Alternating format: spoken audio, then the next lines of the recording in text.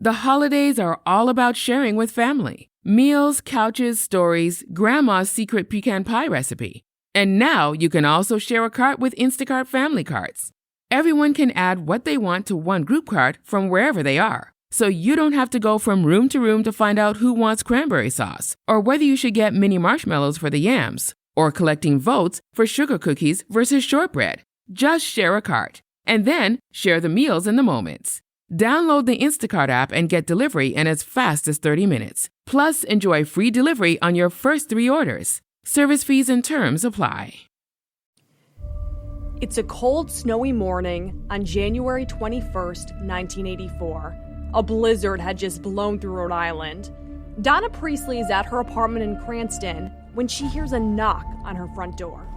When I got the knock on the door, it was a Saturday morning at 9:30. I can remember that as well as I'm sitting there.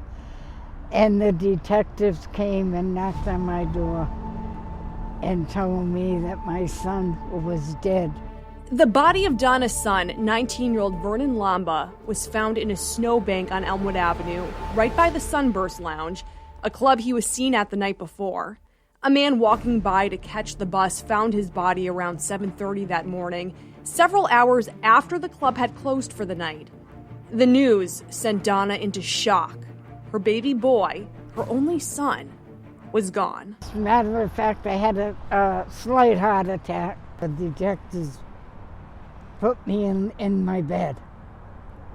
And they went and talked to, the kids.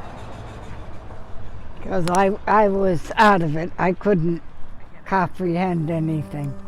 Donna lived with Vernon, and the two had just spoken the night before. Vernon had said goodbye to her before leaving the apartment and going to the club, assuming, of course, that he would see her the following morning.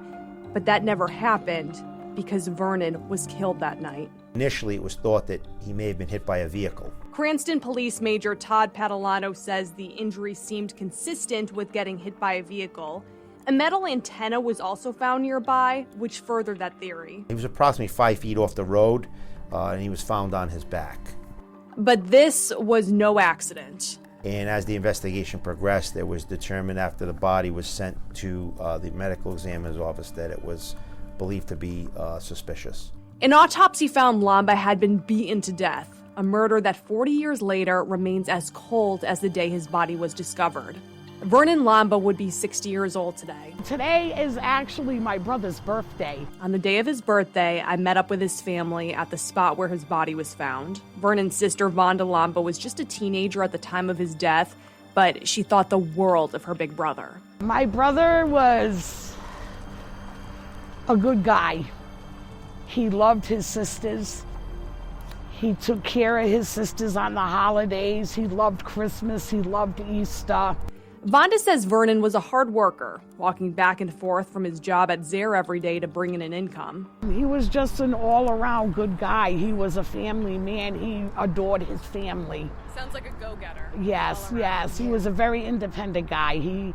He just loved to be out there. He liked to make people happy. He was a nice man, and he didn't deserve what happened to him. Vonda had her own apartment in 1984 and had planned on meeting up with her brother the night of his death. I was supposed to meet him here at the Sunburst Lounge when it was up above this bowling alley, but because of the snow and the conditions of the weather, I didn't go.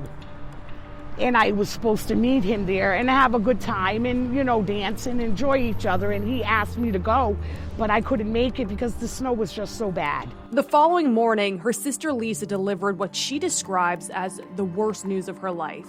She found out her beloved brother was dead. I was shocked. I was like, you're kidding me, come on, for real?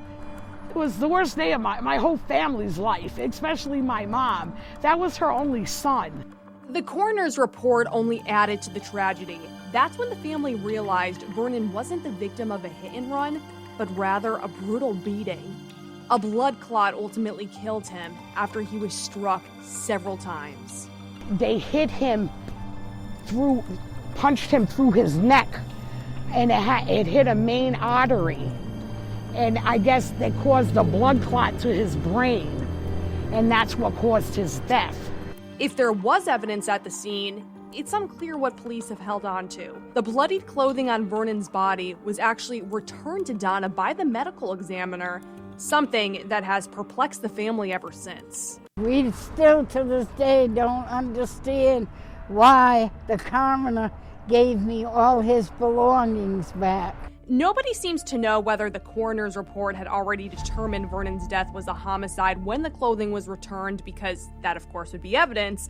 But the clothing did lead to a potential motive in the murder, a robbery gone wrong. Lo and behold, when my mom got everything back from the coroner, everything was covered in blood, and in his top shirt pocket, my mom pulled out a bloody $20 bill. Major Padalano says that immediately became part of the investigation. He was known to have $300 on him earlier in the evening, but was found with only $17 on his body. So that remains certainly an aspect of the investigation. Did he use that money, spend that money? Did someone take that money? It's a question that Padalano says numerous detectives have tried to figure out over the years. But if anyone witnessed Vernon's murder that night, they've remained tight-lipped. We did conduct several interviews and try to get people to speak at the Sunburst Lounge, but that hasn't been fruitful at this point. There have been numerous theories over the years on what happened to Vernon that night. Police confirmed there was some type of fight at the Sunburst Lounge, but what sparked that fight remains a question. Some say it was over a girl, others say it was over a spilled drink. Then there's the question of whether race was a factor. Vonda has carefully played each theory through her mind over the past 4 decades, wondering which, if any of them, could be true. There's so many speculations and so many stories that are so conflicted, it's hard to believe any of it. The various possibilities and lack of witnesses has left Donna feeling defeated over the years and constantly questioning whether she'll ever get answers. In the beginning, Donna had faith somebody who knew something would come forward because, how could they not? Her baby boy was dead after leaving a busy nightclub full of potential witnesses. But nobody has come forward to the family. Not a single person. Did you guys personally talk to anybody at the bar that night? No, we didn't. No one has come forward to you? No one. Donna says they're not any closer to finding answers than they were the night of his death. Have you narrowed down anything on your own of what you guys think really happened that night? Not really, no.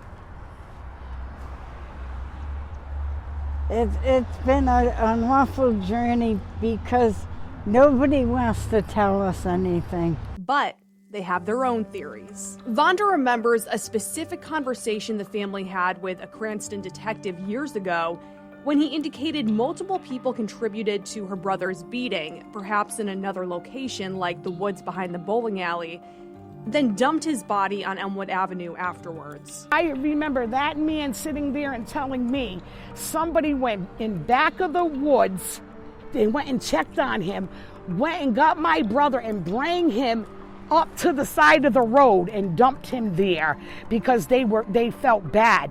Vernon's sister Lisa believes her brother knew and trusted his killer. She also thinks the fight that unfolded at the nightclub that night is ultimately what led up to his death. My theory is I think that they were, whoever he fought with that night, because it was a fight, that they must have called a truce, and my brother, thinking that it's a real truce, got in the car with them, and then they did whatever they did in the car, and then came back and dumped him there. Because there's no way that he laid here all night. So you think he was either killed in the woods or in a car and then left here? Left, yes. Okay. And left here probably an hour or so before he was found. Lisa points to the fact Vernon's body went unseen until 7:30 a.m. on a high-traffic road in the middle of a city. This street is too busy to not have any kind of traffic on it. And just, if there's white snow and there's a body with dark colored clothes on, you're gonna see that. The family continues to try and believe Vernon's killer will someday be caught, and it's a very real possibility. Whoever brutally beat him to death could still be alive, potentially even living in Rhode Island. They could have continued to go to the Sunburst Lounge on weekends. They could have children and grandchildren, a family, a house, a career. They could have the life Vernon never got the chance to have as they closely guard a sinister secret that they clearly plan on taking to the grave. It's something Vonda will never be able to comprehend. How can you live your life knowing that you took that's a human being, no matter what anybody does in life. They don't deserve to die like that. They don't. And I just want to know how the person or persons can live with that guilt inside them and look at their families and know that they're a murderer. But if Vernon's murderer is still out there, that means potential witnesses may also be. And that possibility right there is what keeps hope alive and keeps Vernon's family pleading to the public for answers. Please, just pick up the phone, call the Cranston Police Department, talk to the detectives. Please help us have closure. Please, I'm asking you. And I know somebody out there knows something. On what would have been Vernon's 60th birthday, his family brought balloons and photographs to the place his body was found. On Elmwood Avenue in Cranston, in front of a bowling alley, inches from a bus stop. Donna brought the one picture that she still has of her beloved son Vernon, a picture that shows a very handsome young man at work. He's not smiling, but he's not frowning. He's looking very serious. A picture that truly shows a 19-year-old kid who had so much more life to live. And this is the only thing I have to look at. I have nothing else. That's the last picture that was taken of her. As Donna gets older, she says finding answers to her son's untimely death would be life-changing. I would be the happiest woman in the world. I mean, come on, I'm going to be 80 in July. I need some kind of proof or closure. I don't want to wait for closure when I go to meet my son and have him tell me what happened. I want to know now. I wanted to know 19, 20, 40 years ago. Cranston police haven't given up on this case. Is there still hope that this case will be solved? We have a lot of hope that this case will be solved.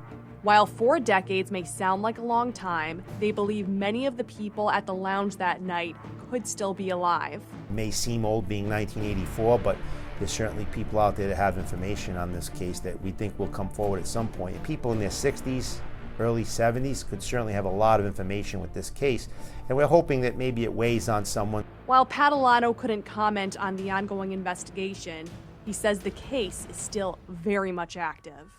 We do have some avenues that we're working on, and we're hoping that at some point as time progresses, we'll be able to get something out of those, that strategy that we're using. If you have any information on who killed Vernon Lomba, call Cranston Police at 401-942-2211.